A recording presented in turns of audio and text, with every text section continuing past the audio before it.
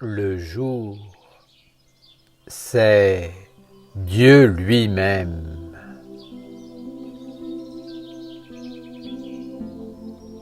Bien des hommes proclament que rien ne va dans leur vie, que les événements n'arrivent pas comme ils le souhaiteraient, que rien ne leur réussit. Mais je leur dis qu'ils n'ont qu'à se réveiller le matin pour créer chaque jour un nouveau jour afin de réaliser une nouvelle œuvre et d'enfanter un nouvel avenir. La plupart des hommes ne se réveillent pas avec le soleil, mais continuent à dormir, à rêver leur vie, à subir leur mauvaise destinée, sans réagir. Se réveiller le matin, ce n'est pas seulement lever le corps pour être animé par une âme somnolente et usurpée par un monde qui vient du passé et qui ressasse sans cesse les mêmes expériences. Les hommes sont motivés par l'avidité ou la peur, et sans cesse, ils essaient de se protéger de ce qui pourrait leur arriver de négatif. Ils sont persuadés que le savoir intellectuel va les protéger, et pour cela, ils s'efforcent de comprendre tous les rouages du monde afin de pouvoir s'en préserver. C'est une bonne attitude dans le monde de la psychologie. Mais ce monde n'entrera pas dans la respiration des sphères supérieures. L'homme doit se lever avec Dieu et s'éveiller en lui afin de participer à son œuvre du jour. Celui qui se lève avec Dieu, pensant que ce jour est unique et qu'il doit accomplir le maximum pour participer à la création de Dieu, ne perdra pas son temps à ressasser ce qui s'est passé de négatif la veille. Le savoir qui éclaire et libère est bon. Mais je vous assure que ce n'est pas uniquement dans le passé que vous trouverez les réponses qui libèrent les erreurs du passé. C'est surtout en avançant, tout en demeurant dans l'éveil du jour nouveau et dans la concentration sur Dieu, sur son travail dans le présent et sur son œuvre. Si l'homme se laisse diriger par le passé, il demeurera un spectateur et ne sera jamais un artisan, un ouvrier, un avec Dieu. Il passera à côté de la vie.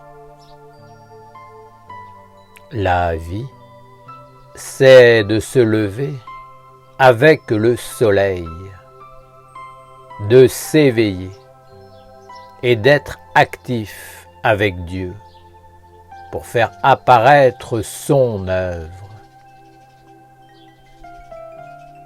L'homme endormi cherche toujours son inspiration dans le passé, dans ce qui n'a pas été digéré et qui demeure bloqué. Il ne se réveille pas et n'entre pas dans le nouveau jour. Il cherche à comprendre les raisons de son présent et c'est cette recherche qui l'enferme et l'empêche de vivre. Une telle attitude est normale dans le monde de l'homme, car elle est rassurante. Mais elle ne doit pas être pour celles et ceux qui aspirent à marcher avec Dieu et ses anges. Ceux qui veulent vivre dans le monde des hommes doivent rester endormis. Mais ceux qui aspirent à entrer dans l'éternité et dans la participation aux œuvres qui vont durer à travers le temps, ne doivent pas agir de la même manière. Ils doivent être conscients et pratiquer l'art de l'éveil. Le premier éveil est celui du corps physique, du corps de terre. Ensuite vient l'éveil des corps d'eau, d'air et de feu. Tous les matins, ces 4 corps doivent être éveillés avec une attention et une délicatesse parfaite. Le corps de terre s'éveille par l'âme du soleil qui entre en lui et l'anime. Cette âme est celle de la statue de Dieu et du culte de la lumière immortelle. Le corps d'eau s'éveille par la consécration de l'eau. Le corps d'air s'éveille par l'union avec la Sainte Assemblée, en esprit et en cœur, et par la récitation d'un psaume ou d'un extrait de psaume. Le corps de feu s'éveille par l'acte sacré et l'intention pure de consacrer sa journée et sa vie à Dieu et de se tenir dans la protection des 4 cultes qui entourent la statue de l'homme immortel. À l'heure du midi, le disciple de Dieu doit être dans l'éveil parfait. Le soir, tous les comptes de la journée doivent être bien équilibrés, afin que le disciple puisse entrer dans le grand voyage du sommeil sans aucune dette. Ainsi, l'éveil du lendemain pourra être vivant, pur, originel. Le soir, le disciple doit être suffisamment sage pour pouvoir faire le point de sa journée, la balance, afin de tout équilibrer. Ainsi viennent la richesse, la splendeur de la richesse de Dieu et des dieux, car tout doit être investi pour faire fructifier le capital de Dieu et des dieux. Voilà l'attitude et la conscience d'un disciple véritable qui vit dans le monde en portant en lui une vision supérieure du monde et qui cherche à devenir autre chose qu'un homme mortel sur la terre, voué au recyclage. Celles et ceux qui vivent uniquement dans le passé, qui cherchent à trouver des responsables, des réponses pour combler un vide, avec une intelligence morte, sont pris par un monde psychologique. La psychologie, c'est l'âme et la religion du monde de l'homme qui va vers le néant.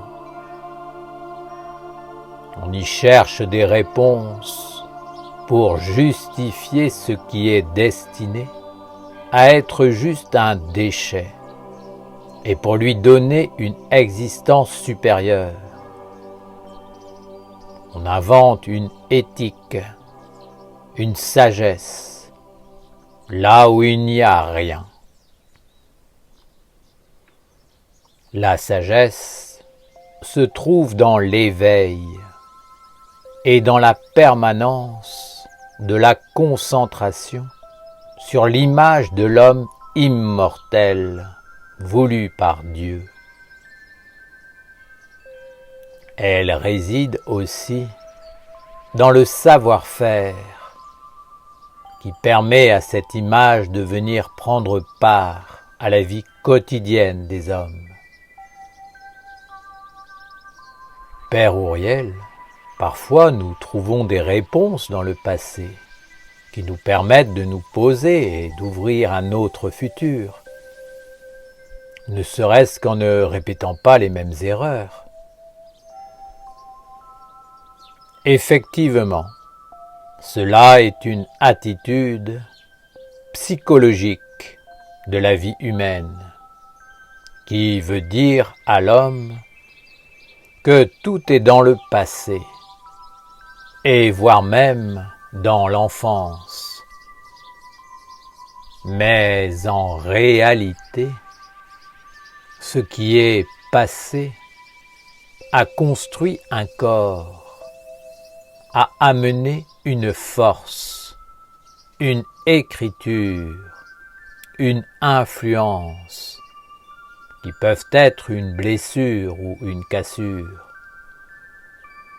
L'homme doit maintenant vivre avec eux, mais ce n'est pas pour cela qu'il doit se concentrer là-dessus, en s'efforçant continuellement de comprendre ce qui s'est passé, en cherchant à se justifier parce qu'il porte des blessures. L'homme n'est pas destiné à vivre comme un homme, mais à être au service de Dieu. Il n'y a pas d'autre chemin. L'homme vient sur la terre avec tout un héritage de l'humanité, de la nation, de la lignée et de lui-même. Alors, effectivement, il va y avoir des blessures en provenance de partout, c'est inévitable, mais elles ne doivent pas animer l'homme. L'âme et l'éveil de la lumière sont au-delà des blessures. Il est important de le comprendre, car la vie éternelle est, elle aussi, une mémoire qui doit être activée, éveillée, rendue consciente et agissante. L'immortalité est un corps qui se construit avec les vertus angéliques qui sont au-delà de la vie de l'homme psychologique. Vous pouvez embellir cet homme, le glorifier. Il est voué au recyclage. Seul ce qui est divin entre dans l'immortel. L'homme ne doit pas passer son temps à essayer de comprendre sa vie physique. Pourquoi il a agi de telle ou telle manière? Pourquoi il ressent ou pense d'une certaine façon? Mais s'éveiller dans les mondes supérieurs et se mettre au travail pour faire apparaître le corps de Dieu. Pour le reste, posez-vous sur la terre, donnez tout cela à la statue du recyclage, dans la bienveillance. Acceptez-vous tel que vous êtes et ne soyez plus les spectateurs passifs de votre vie.